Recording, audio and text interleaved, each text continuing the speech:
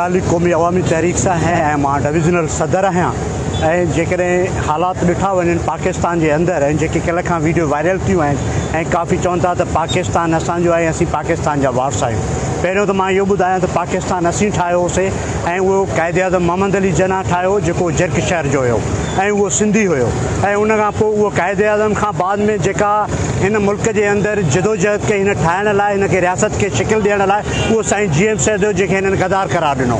ॿी ॻाल्हि इहा त जेका पॉलिसियूं आहिनि जेके गवर्नमेंट जूं पॉलिसियूं आहिनि वफ़ाक़ फेडरेशन जूं पॉलिसियूं आहिनि सिंध हुकूमत जूं पॉलिसियूं आहिनि उहे सभु उन्हनि जूं नाअहलियूं आहिनि ऐं सिंध हुकूमत पंहिंजी नाअहली लिकाइण लाइ चवे थी त फेडरेशन पई करे।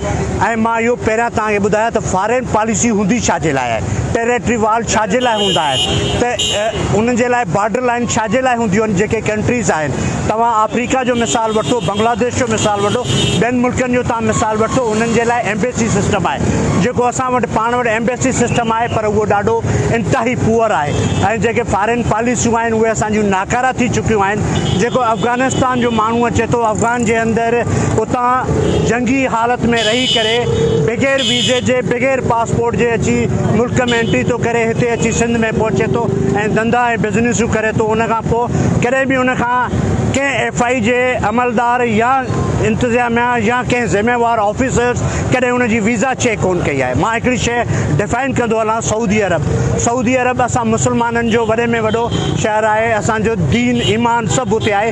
असीं मके शरीफ़ में वञी करे हिजर वेंदा आहियूं, हज पढ़णु वेंदा आहियूं, उते पहिरियां त असांजी वीज़ा चेक कई वेंदी आहे। पासपोर्ट सिस्टम हूंदो आहे, हिन मुल्क जे अंदरि कोई पासपोर्ट सिस्टम कोन्हे, काई वीज़ा कोन्हे का। जेको माण्हू अचे हिते क़ाबिज़ थी विए उहो सुभाणे खां पोइ अची करे हिन मुल्क जे मथां असांखे उहे नथा थियनि त उहो रियासत जो कमु आहे, उहो पुलिस जो कमु आहे, उहो FI जो कमु आहे। जेके एंट्री थी आहे जेके बॉर्डर ते लाइन ते वेठा आहिनि उन्हनि जो कमु आहे, असांजो न आहे। न की सिंध जो कमु आहे, न की पंजाबी जो कमु आहे, न मुहांजर जो कमु आहे, उहो रियासत जी ज़िम्मेवारी आहे।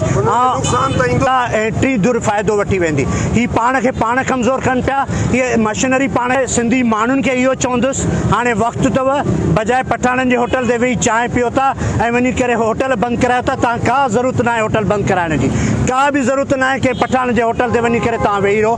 तव्हां अचो, तव्हां रोड बंदि करे पंहिंजे रोड ते परअमन वेही रहो या नथा वियो त तव्हां होटलनि तां चांहि पीअणु पराठा खाइणु सभु छॾे ॾियो।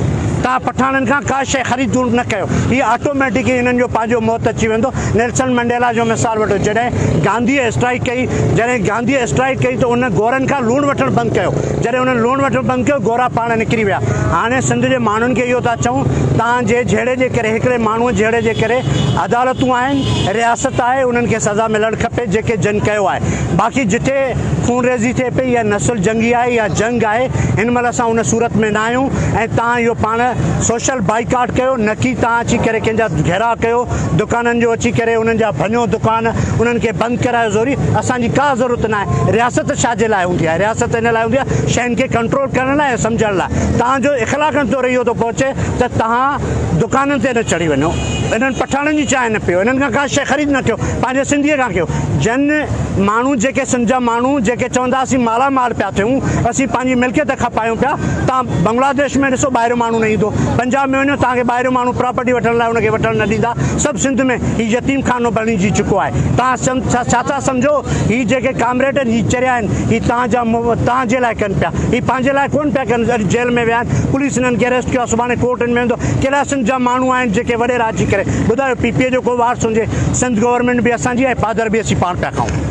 उन जे लाइ तव्हां सभिनी खे सोशल बाइकाट करणु खपे बजाए रोडनि ते अचण जे। पठाणनि खे तव्हां कुझु बि न चओ, हिननि खे पंहिंजे मौत मारणो अथव त हिननि खां का शइ ख़रीद न कयो। मां तव्हां इहे सिंधियुनि खे इहो मैसेज थो ॾियां, नौजवाननि खे अफ़रा तफ़री काई बि न कयो, का बि शइ न बणियो। हीअ रियासत असांजी आहे, हीअ सिंध असांजी आहे, हीअ मुल्क असांजो आहे, हीअ मुल्क असां ई ठाहियो आहे।